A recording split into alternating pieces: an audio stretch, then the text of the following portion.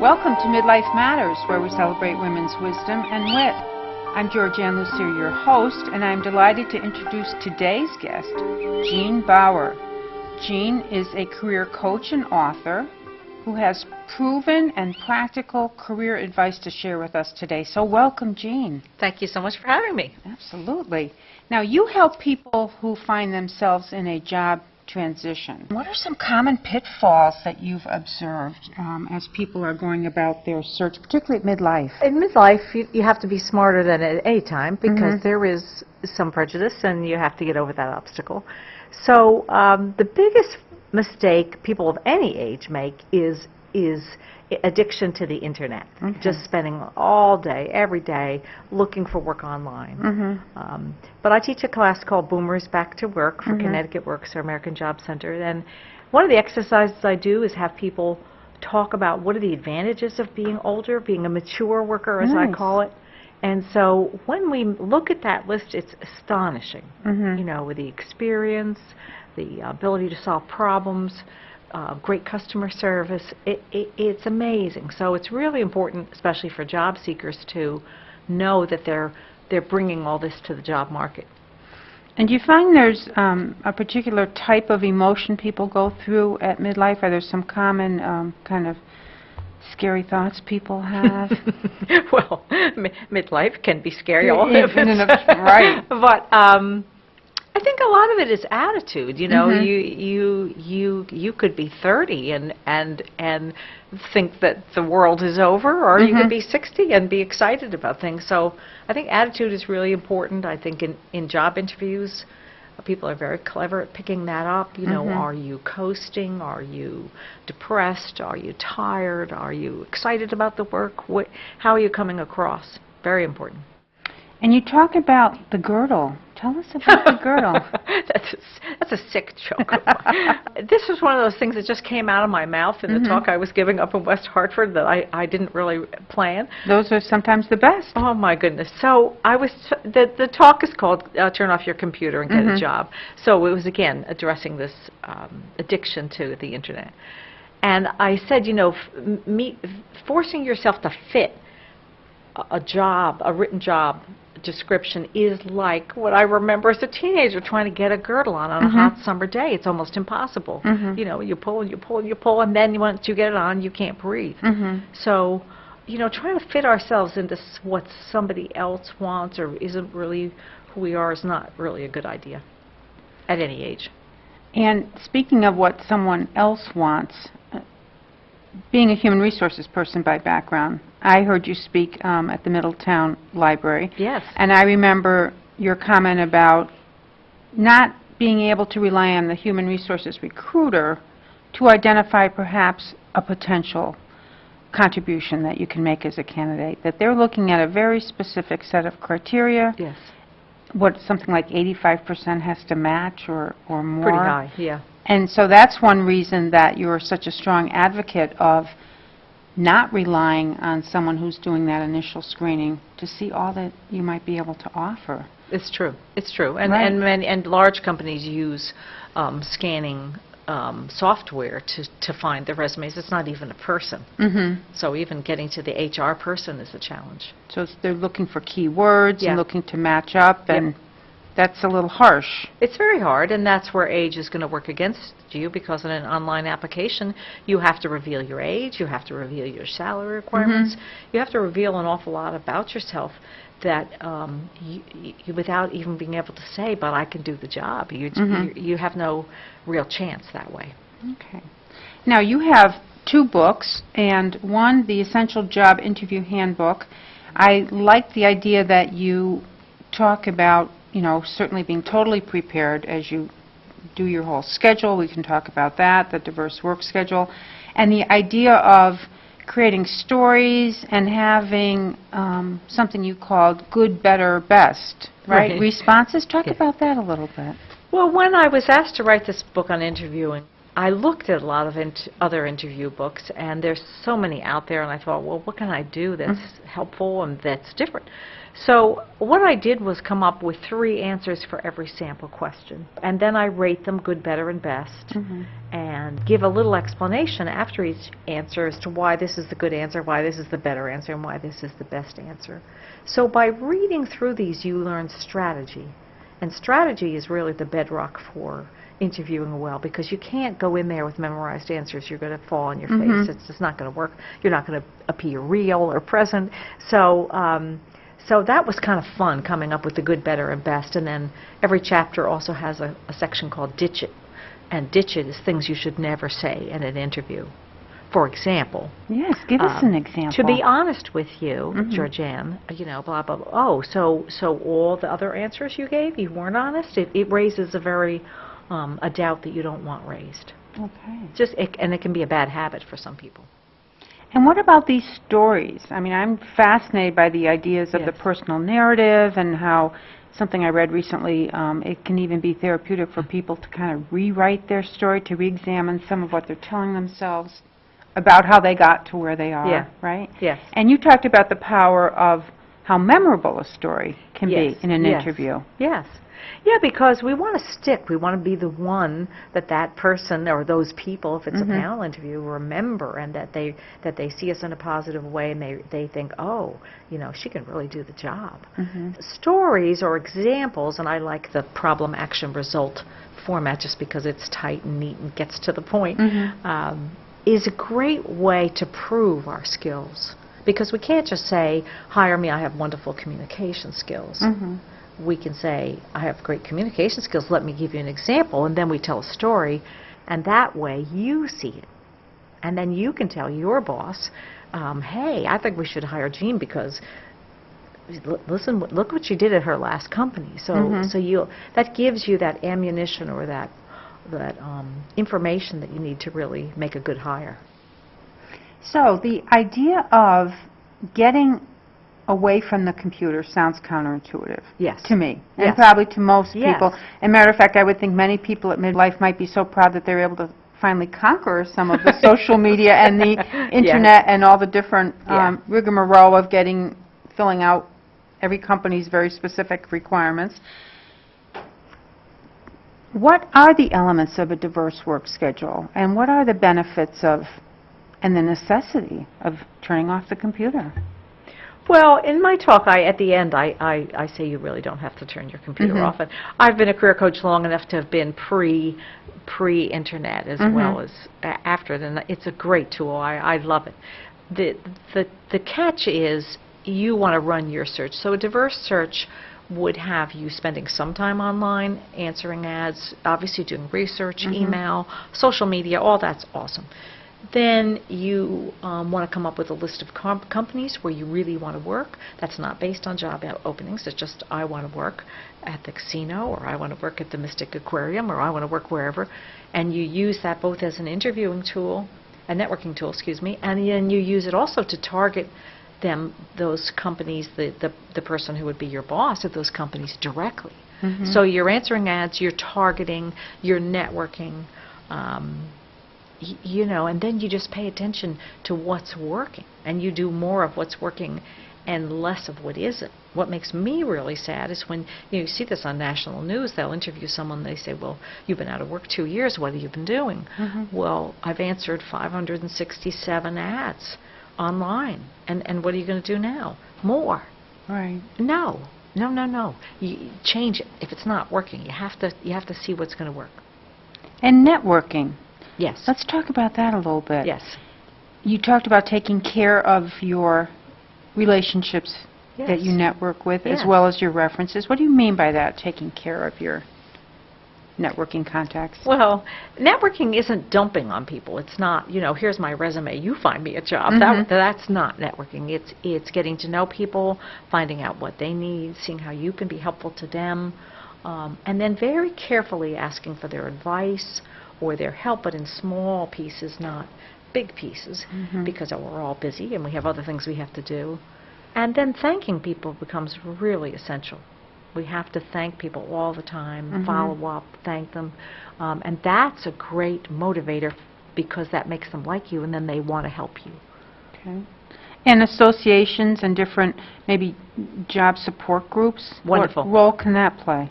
Yeah, so like the one where you heard me speak, Mhm. at the Russell Library, they do a great job. West Hartford has the Schmoozers Networking Group, which is fantastic. There's often 160 people there. Wow. It's free. Wonderful speakers come there, I hope. And then, the Department of Labor, all those free resources. The libraries have great resources for job seekers. So we want to connect to these resources, because when we're on our own, we're just looking at a very narrow slice of the pie, and especially if there's age issues or other possible obstacles, we want to make sure we have all the help we can to get over them.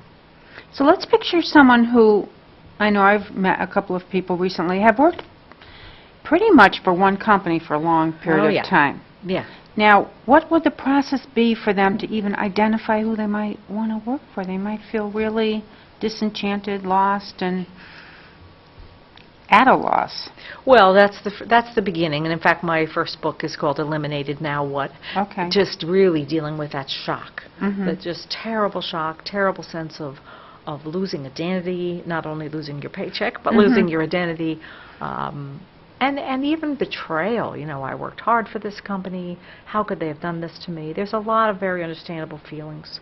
Right. So, as job seekers, we have to figure out how are we getting through those feelings. How are we not letting them just beat us down, because that's not going to be productive. And then begin the process of learning about how to look for work, and that's where Connecticut Works at the American Job Centers are very good, because they're everywhere and they're free. So whether you take a resume class, a class on Myers-Briggs to learn about your personality preferences, there's a lot of resources to help people think about, well, what do I want to do next? And I would think the library would be a good source, Fantastic. right, for researching companies. Let's say the person's at the point where they're feeling fairly confident that they know where they really add value and can think of doing that outside of maybe the industry they were working in for so long. How can someone, say, in a library help them hone down a list within whatever geographic area they've chosen? Well, library helps in lots of ways. The reference librarians are brilliant, and they will help you with anything, whether it's a list of companies or anything else. So if you're not a great researcher yourself, go to the library, talk to your reference librarian. But the libraries also have classes in Word, classes in PowerPoint, classes in all kinds of computer skills. They have job search speakers like me who come in and give talks at the libraries, and all of it's free. It's really amazing. In fact, I'll be speaking at the Connecticut Library Association meeting in April. Great. And so I'll be in front of, I think, about 700 Connecticut librarians. Wonderful. I'm very excited. Yes, yes. absolutely. But they're the best. Librarians are, they're so skilled at finding information.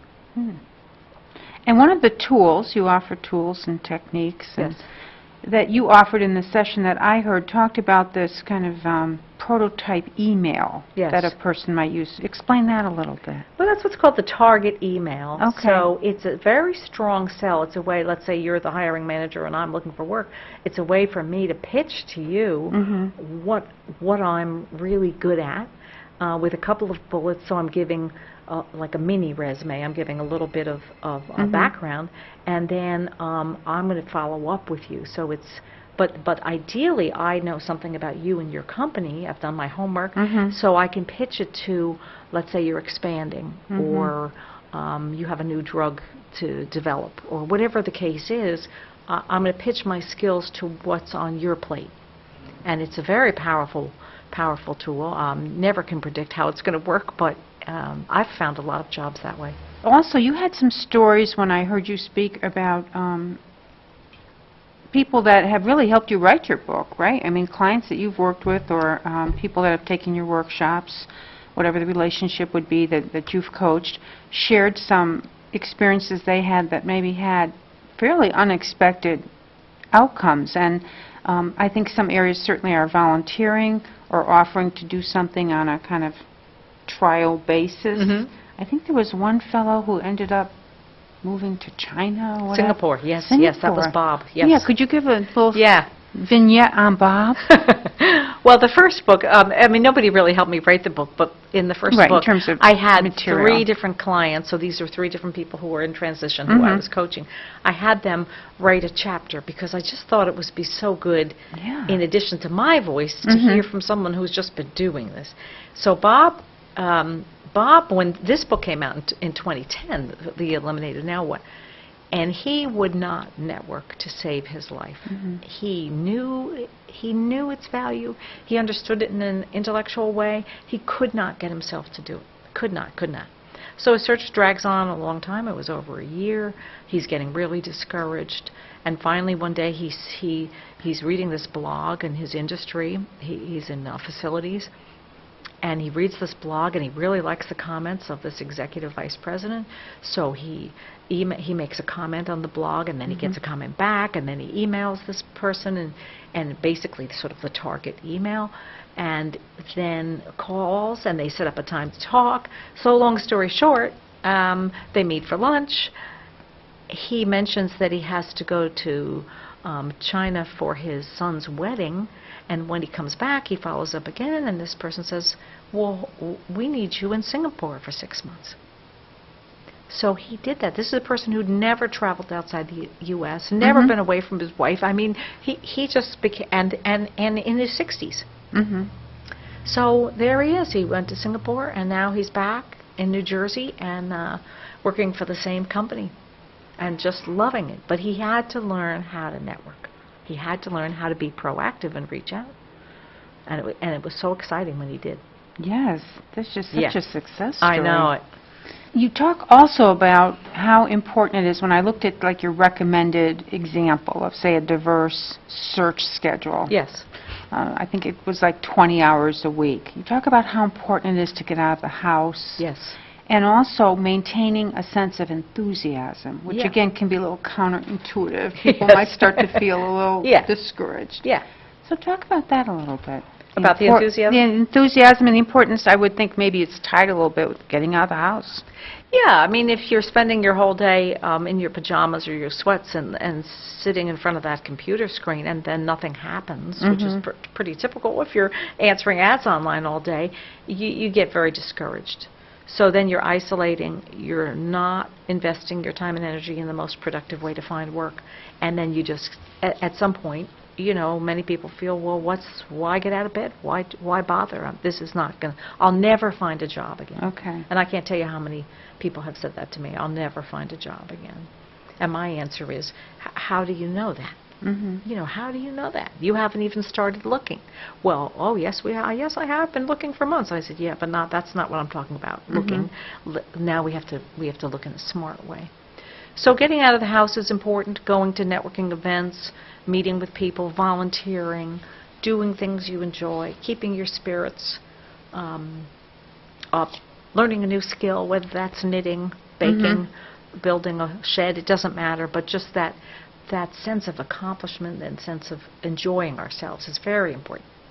I would think particularly for someone, again, let's say maybe who's been very successful, strong identity with the job that they were in, they haven't had to look for a job for some time. Yes.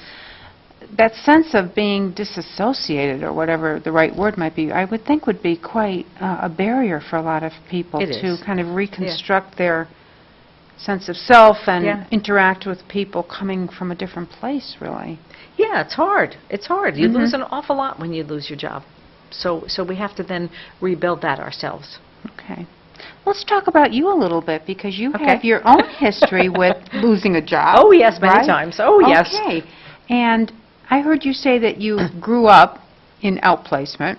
Yes, well, I grew up in the corporate sense. In the corporate sense. Yeah. And so share your own career history and the shift that you had to make at some point with not being in corporate anymore, right? Well, actually, I started in both sort of nonprofits and the arts, and quickly learned how poor that made me. Okay. And then, even though I loved it in a way. And then got into corporate training and was very good at it. But then, after 6 years of that, I realized I was living on an airplane or in a hotel. It was a hard lifestyle to sustain for me. Then I worked as a freelance writer, which I had always done, kind of on and off again. and I worked for Educational Testing Service in New Jersey, and that was kind of neat for 5 years, and that dried up. And then one day I was complaining to a neighbor that I didn't want to go back to corporate training, and he said, well, Jean, you know, you'd be great in outplacement. And I said, well, what's that? I didn't know what it was. And he said, no, you know, it's a career coach to help people who are looking for work. And I was like, really? And yeah, he said, yeah, let me pull some strings and have you talk to people. So I had a couple of interviews, and before I knew it, I had 1 week of training, which is pathetic, and then I was counseling people. I did it for 20 years, so I really learned a lot. I learned a lot from my clients. And then the end of 2011, the big firm that I worked for bought another firm, and we know the end of that story. Right. Positions were eliminated, including mine. So that precipitated really a whole sea change. Right. So my husband Bob and I moved from Pennsylvania to Connecticut. We sold our house in Pennsylvania. I stopped working in the outplacement industry and really began working as an independent contractor. And now I love it. It's so much fun. And that comes through. And I would think that that really helps you in terms of relating to people. Yeah, it's happened. It's happened a number of times. Right. Once on my birthday. I remember that. Yes, that's my, here's your cake, and then an hour later, oh, by the way.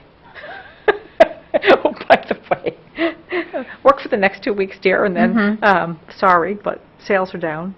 So, but that boss, even though it happened on my birthday, was really smart, and he said to me, Jean, you need to know that work is a contract. Work is a contract. That's all it is. It's just a contract. And when things change and sales are down or something else changes, you know, no company's going to keep you. This is not a volunteer organization. This is not something else. This is business. So it's your job to take care of your career. It's not the job of the company you work for. And that was a hard lesson to learn, but a really good one.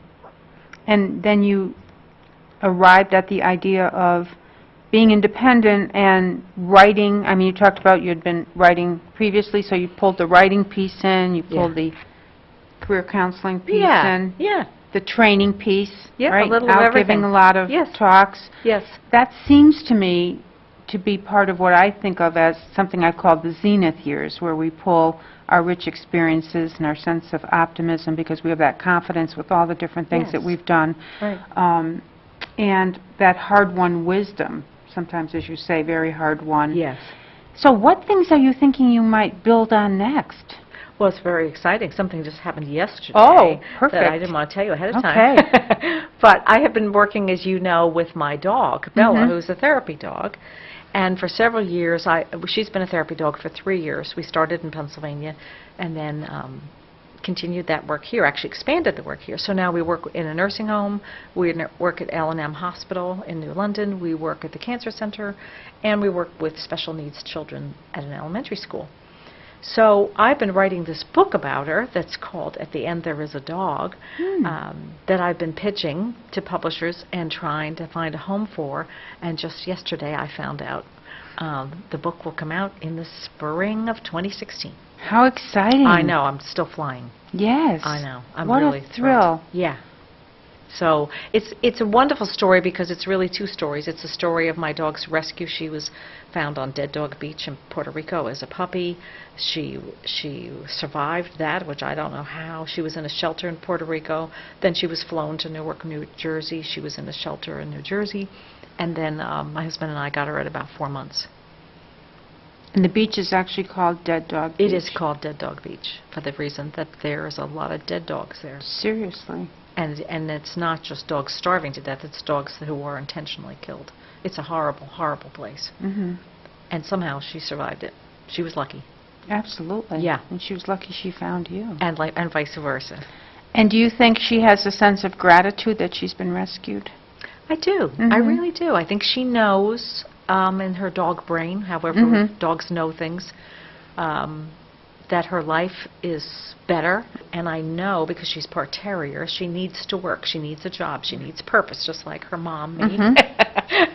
we need stuff to do, otherwise we get in trouble. I mean, Yeah. you know, she'll tear her toys apart. I don't Right. do that, but I can get into trouble some other ways. She knows the word work, and I say, Bella, time to go to work, and she gets very excited. Wonderful. Yeah, it's so much fun. We just love it. Terrific. Thank you so much. At this point, I'd like to invite you to reflect on all that has gotten you to the point where you are, and if you were to give advice to your 25-year-old self, and then perhaps your 40-year-old self, however you'd like to create your little story Okay. here, what would you say, dear Jean? Help! Well, I think I'd say a couple things. Pay attention to what's important to you. And I think I've always done that pretty well. But the piece that I think I would try to do differently is, for a long time, I really didn't have a real job. And I managed somehow to scrape by and go from things. But the problem with that was I missed the confidence that you get when you have a job. Mm-hmm. So it took me a long time to build my own confidence and my own confidence at work. So I would say that to probably my 25-year-old self, my 40-year-old self. I don't know. I just say, go for it, girl. Keep going, right? Keep going. Yeah. Well, that's very interesting because as you speak about that, to me, I think, again, maybe a little counter, had you not had all those different experiences, you would, and settled into a job, you would have had the confidence. Maybe you would have also missed out a little bit on Yes. that diverse experience. Yes, it's true. That helps one build resilience and some adaptiveness. So I don't mean to counter at all No, what no. you're saying, No, but I hear isn't you. that interesting? Yeah. It's like, how do you get a mix of both? Yes, that's right. And I don't know the answer to that. I don't know the answer to that either, Yeah. because in the 20s, I mean, certainly there's like, are you going to go kind of the more or less career track where, you know, you could actually state where maybe you'd like to be in 5 years or something, because there's somewhat of a path? Yes. Or do you explore different talents that you have and different ideas you have and try that out in different places and ways? And people take, of course, very different approaches Yeah. for different Yeah. reasons. And Yeah. that's just absolutely fascinating. Well, thank you. This has been terrific. So in terms of, again, your 40-year-old self, you would be like, just Well, build on what you have. I think my 40-year-old self, I'd say, be careful not to get stuck. Okay. Because then once I found jobs, I mean, once I became a corporate trainer and really did very well, that was very hard to leave, even though I knew in every cell of my body that I had to leave. You know, Okay. because I had a small son at home and I was traveling too much. It just didn't work. And even without placement, you know, I needed a push out the door, Okay. and they did that for me. And you bring that to the people you work with. I do indeed. That's a wonderful thing. Thank you so much. I'm going to close with a quote from Harriet Beecher Stowe. Never give up, for that is just the place and time that the tide will turn. And we offer that to all the folks out there looking for work and being in Absolutely. transition, and you're there to help. Absolutely. Thank you. Thank you. This has been Midlife Matters. Georgian Lussier, your host. Tune in to hear other fascinating women in future segments. Thanks again.